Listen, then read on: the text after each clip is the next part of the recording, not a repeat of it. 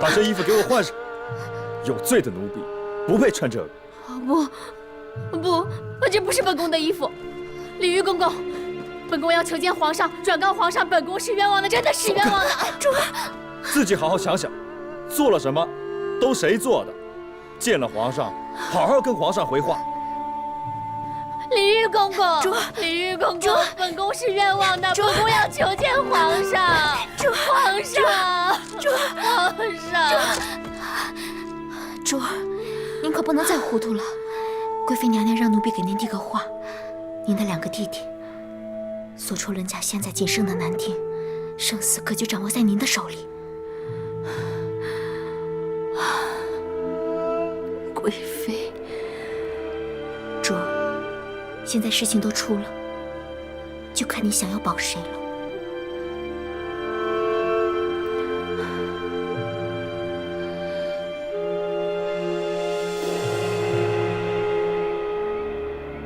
皇上一早就等着贤妃娘娘了。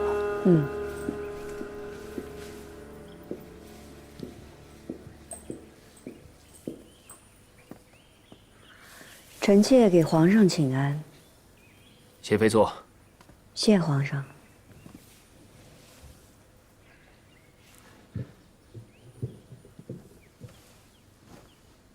二若，昨日朕留你脸面，还许你在偏殿住了一晚。如今只有朕和贤妃在，有什么话，你尽可说了吧。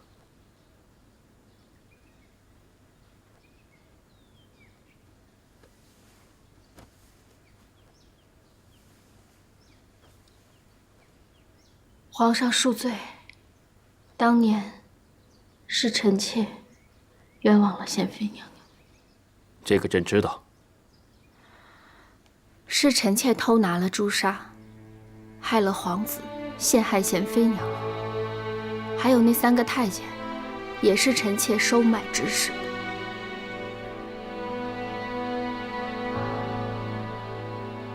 阿若啊，你一个人能做什么，皇上和本宫心里有数。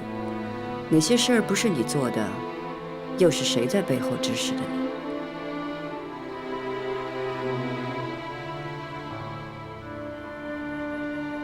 好吧，说不说在你。只是谋害皇嗣是株连九族的重罪。你要是想一个人都揽了，本宫也拦不住你。贤妃问你的事情，你愿不愿意回答？你自己好好想想。朕再问你一件事情：贤妃在冷宫的饮食是谁放的砒霜？皇上，这个不是臣妾，真的不是臣妾。那是谁？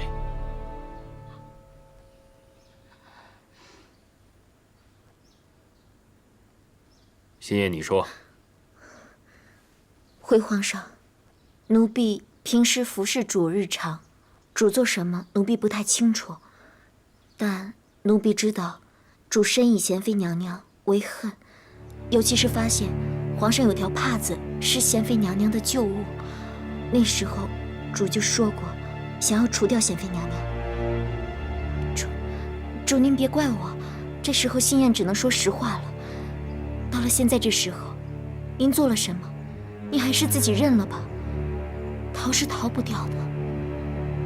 二若，你的婢女都这么说了，你还不赶紧招了？贤妃在冷宫时，你为了要除掉她，你还做了些什么事情？是，冷宫里走水也好，闹蛇也好，都是臣妾做。你认得倒是利索，你就这么恨本宫吗？贤妃，我就是恨毒了你。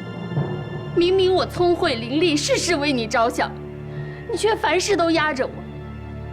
你明知皇上喜欢我，却一定要把我指婚出去。我得宠难道对你不好吗？你也多了一个帮衬，为什么一定要断了我的出头之路呢？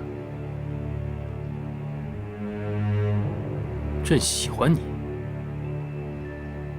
这些年来，朕怎么待你，你心里还不明白吗？皇上从前是喜欢我的，才会在延禧宫的时候高看我，又收我做了嫔妃。阿若啊，你太会妄自揣测朕的心思了。朕如何待你，你自己说与贤妃听。皇上，你背主求荣，自取其辱。说。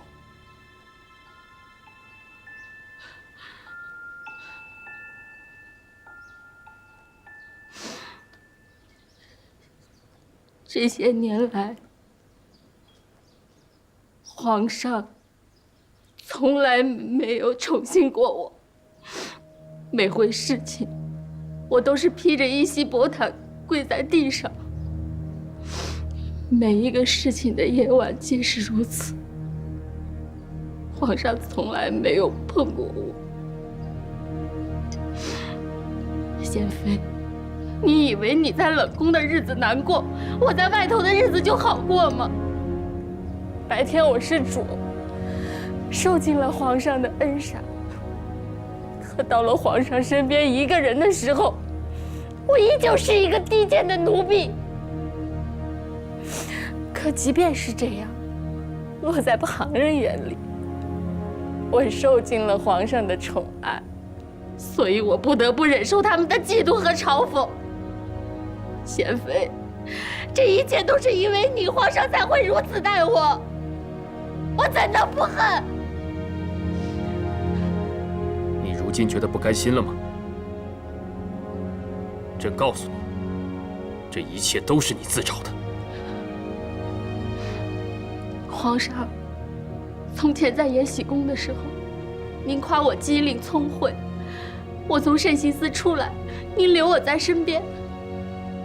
可是您却一直这样待我，这么多年了，臣妾心里不明白。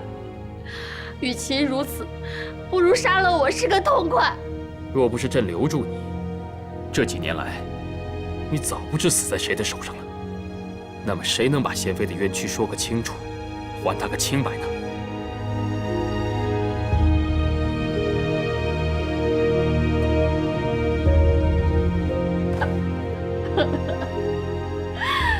原来都是为了贤妃。皇上竟这样待臣妾对您的一片真心。真心？你那都是算计之心，朕如何不能这么待你？皇上以为臣妾待您是算计之心，那后宫众人哪一个不是这样？为什么偏偏臣妾就要被皇上如此羞辱？朕知道很多人都想算计朕，但像你这样背主求荣、心狠毒辣的人，朕倒是第一次见。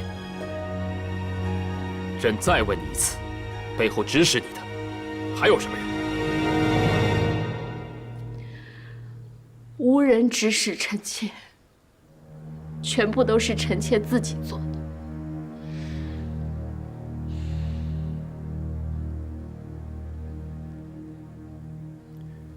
贤妃，你去书房等着朕，朕一会儿就过去。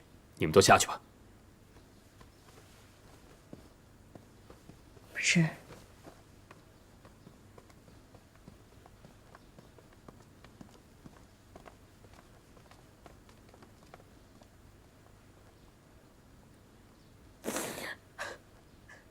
阿若，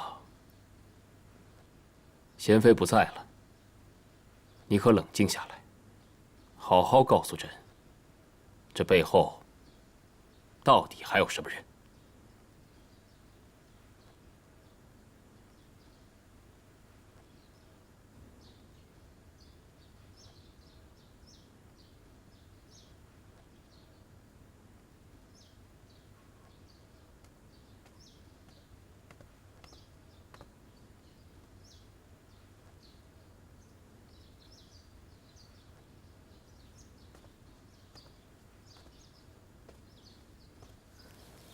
皇上，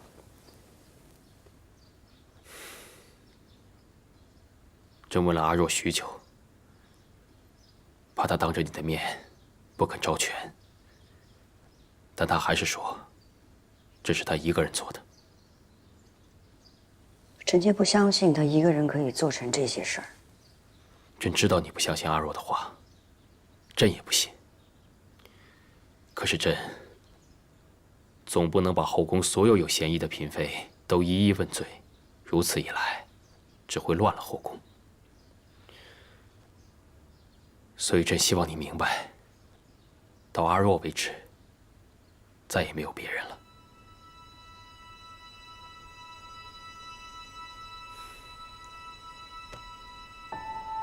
如懿，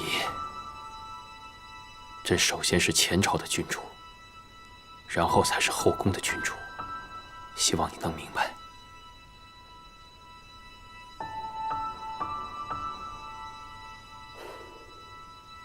皇上的用心，臣妾能明白。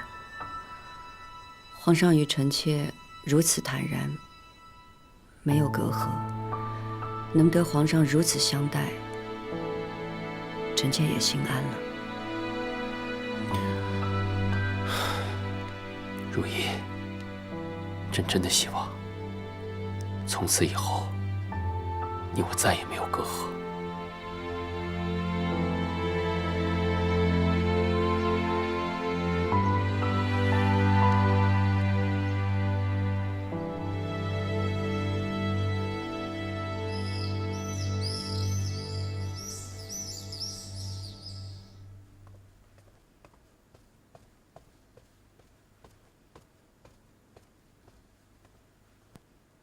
皇上，李煜查到阿若的2个兄弟都在高大人手里扣着。另外，奴婢那日在迎春家宴上说，小福子和小安子家人的银子都是阿若给的。再追查下去，那些银子都出自贵妃那儿，只是经了阿若的手。这些年，朕看阿若常常出入皇后的宫里，贵妃也一向很听皇后的话。这里面有没有皇后的事儿？皇上，您就算移了皇后娘娘，也不好再……朕知道，朕知道，皇后是朕的发妻，她与朕生了永莲，还有景色。她是个贤惠的女人，朕也希望这件事情和她无关。阿若现在还没有牵扯皇后，但是往后怕是难说。那就要她永远别开口了，将阿若废为庶人，由贤妃处置。是，那贵妃还没到动她的时候。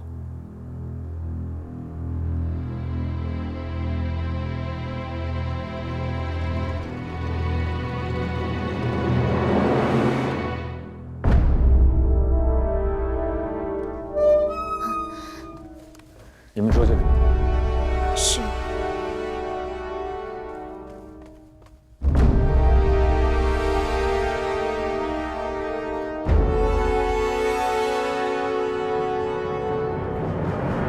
这碗汤是皇上赏你，喝完了，你的舌头就不会乱说话，也不会牵扯到其他人。